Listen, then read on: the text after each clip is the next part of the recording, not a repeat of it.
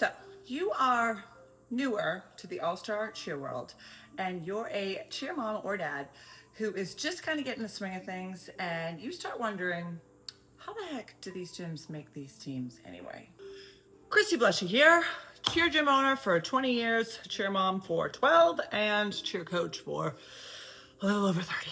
And I am here to kind of give you guys some info of how gyms make these cheerleading teams anyway. So, the spring season, usually when gyms have their evaluations, is the most exciting and often stressful time for both cheer parents, cheerleaders, and staff and gym owners. And while every gym will do it a little bit differently based on, their gym size and their goals and what they, want to get accomplished for the season, there is some standard ways that everything kind of does have to go about. And, we often call it the whole trust the process. And if you've been at my gym for a long time, you know that I kind of believe in if you're going to trust the process, you have to understand what the process is. So I'm going to break down a few things of how most gyms, and my gym specifically, makes their teams every season. So very generally, broadly speaking, teams are broken up for the most part by age and by level. The level basically rules out what the kids can do for their tumbling and their stunts. And the levels are done, and I'll do another video on levels at another time, but the levels are done in a very sequential order that helps with growth and development, starting with level 1, moving all the way up to level 6, and then level 7 for 18 plus. We start at the tiny age, which I did a few videos about them, moving on to minis, youth, junior, senior, and then open, and then some other divisions that are in between, like flex and all that. So one of the main components that gyms look at when athletes come in for evaluations is age, tumbling ability, stunting position and ability, as well as some of the other hard skills like dance ability, jumps, then some of the more soft skills, coachability, dedication, their history with the gym and how much, they can be relied upon. Those are all things that gyms will take into consideration when creating teams. Now, at my gym, we've done it a lot of different ways over the last 20 years.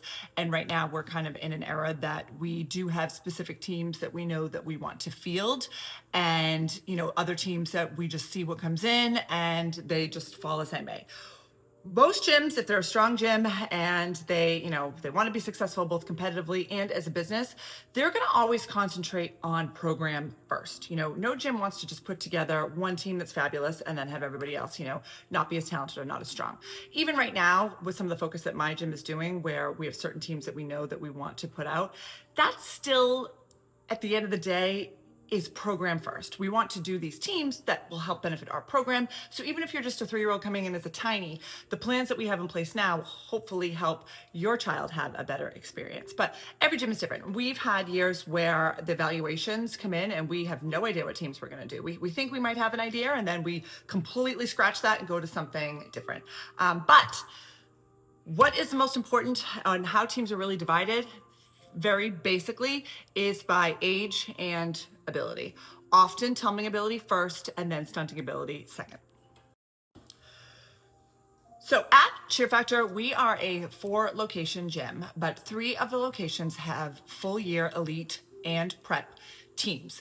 And we operate all 3 locations like we are one gym. They're not satellite gyms. The kids can cross over between locations. I have kids that will go from one gym to another, and then from another gym, to another one. So we register all the teams and kind of do our evaluations like we're all one big program. Now, when we do our evaluation registrations, we'll send out a questionnaire that goes out to families prior to coming in that answers some questions that we need answered in order to help us best place your athlete. Main questions are, what is your preferred location?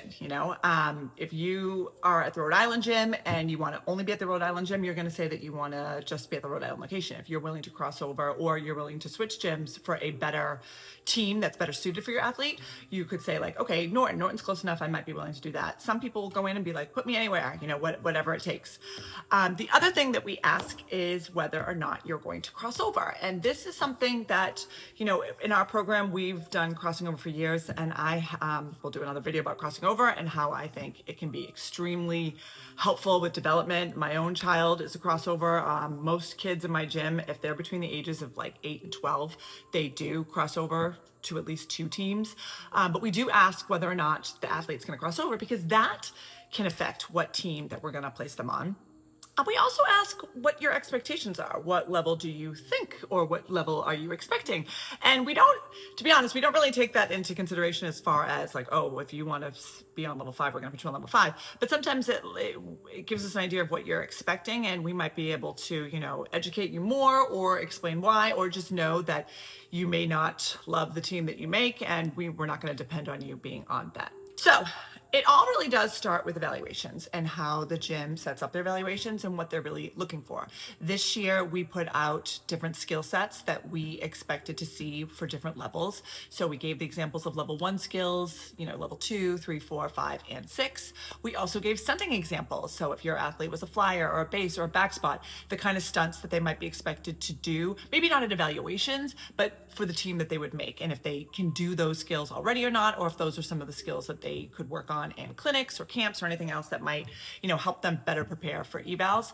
We also prepared a dance that we put out ahead of time in clinics and on videos so the kids could show us showmanship. We have found that that has been a huge part of the score sheet the last 2 years, and we've really emphasized it, and we found that it's helped us come from, being, teams that would be second or third place to, finally really getting in those first place slots, getting that bottom of the score sheet, which is more the performance-based dance and all that. And then, we show the jumps and what our expectations are for jumps. Now, when the athletes actually come into evaluations, they have their questionnaire that I spoke about, and we evaluate them first off on their tumbling ability. If they are a flyer, we look at flexibility, we look at body positions. If they're a base or back spot, we just kind of ask, and we take notes on that, and we ask what kind of stunts that they've been able to do, or what they've done in the past, what they've competed. We then look at jumps, and we look at their dance performance, and we judge all of that and all have it down on a piece of paper. After all the evaluations are done at all the gyms, we bring all the papers into one location. And if an athlete says that they're willing to cross over, we make 2 copies of that athlete's sheet. That way we know that kid can be considered, they're like 2 people that we can place on teams. And how we usually start is we start with the teams that we know we are definitely going to field. And again, we know that we're going to field these teams based on, our kids, returning, our pre-registrations, what the skills that they have, the teams the clinics that we might have prior when we're looking to see what kind of skills our kids have, what we might be able to do. This year, we definitely knew that we wanted to start with the X teams, with X Factor, our Worlds team, our junior 6 team, our youth 5 team, our mini 2 team, and then so on and so forth. So we did start from the top. We started by building X Factor first, then our junior 6, and then our youth 5, and then mini 2. Now with that, I think some people, right after evals, I got some questions from some of the people that made those teams but didn't make the one that they had really hoped for or wanted. And a lot of times, if you have those skills, it is your position and how good you do your position. And sometimes you may have the skills, the tumbling skills, and there might be other athletes that still might get that spot over you because they're better. Like we might have enough of the tumbling and they're so strong at stunting, and you might not necessarily be, that another person might slide into that slot. So for us this year, it was fairly easy to create those teams at first because, we had a lot of, all of our kids returned. We knew what we were looking for, what we needed, and we were able to fill those slots. So we were able to make those rosters pretty quickly and easily. Then from that point, we kind of moved to our biggest group, which is, that youth junior age group. Now, one of the things that I am a big proponent of is that we keep kids on the youngest team they can be on for as long as possible. And I do that for a lot of reasons, and I'll do that in another video too. But we find that it just makes more competitive teams, it makes better leaders, it makes more well-rounded athletes.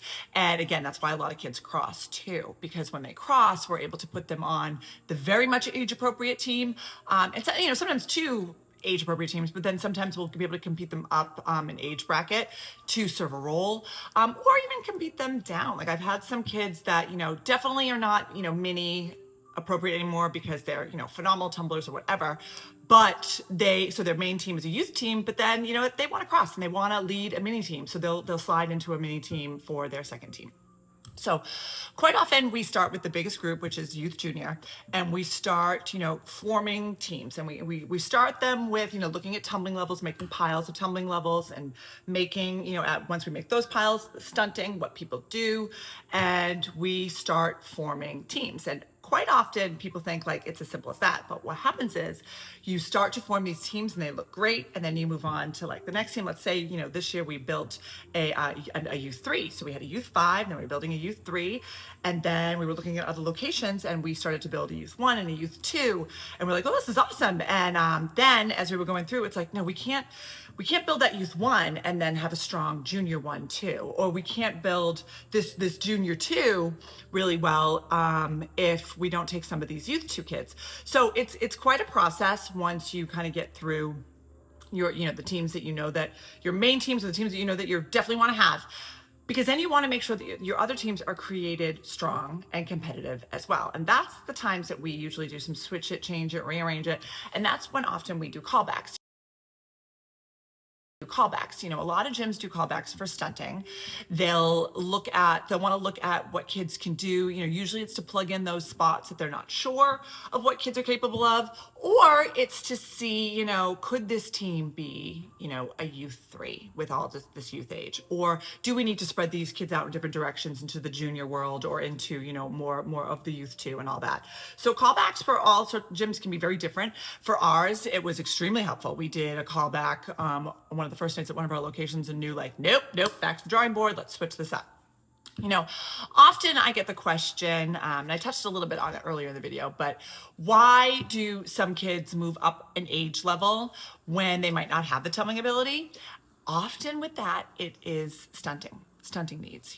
Tumbling is not everything, it's a lot, but when we're looking to fill in the blanks, like when we've got the brunt of the team and with the score sheets and how it works, you don't need everyone to be able to do the tumbling. And sometimes, an athlete, you might be building a level, a youth 1, and you have a mini age kid that might have a round off handspring tuck, and they're wondering why they didn't make youth 1. Well, 1, we didn't need a round of handspring tuck for youth 1, and 2, they might not be mentally ready for a youth team yet. They're still young. They still need to be, coached in that mini style, and they're not quite ready to jump into youth yet. And while their skills are fantastic, and trust me, I've had many kids do this road, and they're on junior 6 now, but they spent a few extra years on minis to kind of learn how to be coached and get all those other fundamentals, and then skyrocketed because their tumbling was so great right into other teams. So in those younger years, just because you might not move up into youth or to junior as fast as some other kids does not kind of mean the end game at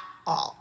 And then often too, you'll find that bases and back spots are needed on upper levels, especially like in the youth. Like this year, and last year, we had kids that didn't quite have the tumbling on the higher levels of our youth teams, but we needed them for stunts. They were great backs, they were great bases. So you'll find, when you stay down as far as age, sometimes you'll move up levels a little bit because you're needed, and then when you age off and move from youth into junior, you might bump back down a level because now you're going to go back to like level appropriate, because there are lots of other kids that are in that kind of same talent level as you as far as stunting is concerned. So a good gym will take all of that into consideration when they're creating teams. They're creating the best teams possible, because the best teams usually create the best athletes and the best experience. And then I find sometimes with the whole trust the process, a little patience, a little bit of understanding of what we're trying to do can be very helpful for a parent, especially new ones. Like one of the things I posted this year in the spring is like, remember, like my dream is to see you succeed too. If you're great and you're everything I want, then you're going to make the team that I need you on. And if you have goals and you have aspirations, you can obviously tell your gym owner and your coaches that, and they can help, push you in that direction of what you need to do. But it's not often a race. It's a sprint. It's a marathon. My daughter, I love getting to use my kid as an example now, because I think it just gives me a little bit extra experience. Is she spent a lot of years on level one, and a lot of her peers that were throwing, layouts and fulls were still on level one. So that way we could create a strong team, we could create a strong unit with all of them, we could create a strong bond, and to create leaders. If you're always the baby on the team, you'll find that when you get towards the end of your cheer career, you don't know what to do when you're the last man standing. And often those kids don't make it all the way till their senior year. So I find it important that everybody gets a chance to be the baby, to be the back row, to be the nuggeter, or the one that doesn't do as much, then moved on to being, someone that's in half of the things that has to do what they do what their best roles are. And then the kids that get to be, leader, front row, the best, the best stunter, the best tumbler, whatever. I think that full experience is important no matter what. And I feel like you should get that every few years. Again, I'll use my daughter as an example. She was on a mini prep, a mini one, where she was, nuggeting back row, mini, then she was mini again, where she was in a lot of the tumbling and she back spotted most of the stunts. And then her final year, she was the leader and she was in all passes. She was like point for standing tumbling. She was the boss.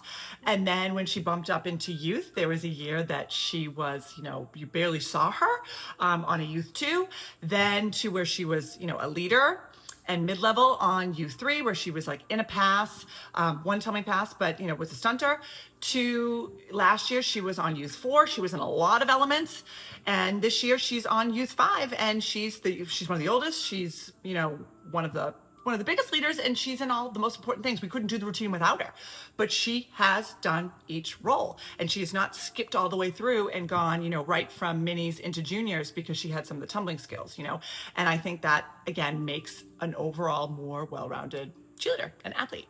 So for the most part, what we're doing is we're trying to keep these kids age appropriate, level appropriate, where they can contribute as much as they can. And if you're beginner and you're little and you're level one, there are going to be years where you're not in a lot. And sometimes your job or what you're getting out of that routine is being in that routine and watching, monkey see, monkey do, watching some of the other kids, learning how to be coached. Again, my kid was that kid at one point. And then you slowly work your way into the elements and suddenly you become a great all-around cheerleader. So in general, that's the quick version of how we do our evaluations and how we place teams.